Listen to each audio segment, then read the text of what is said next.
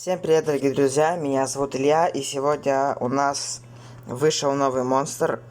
Это у нас редкая чехарда. Для того, чтобы ее вывести, вам понадобится поляризатор и шерстибень. Желательно, чтобы они были счастливы как можно больше. Зажигайте хотя бы, зажигайте несколько факелов.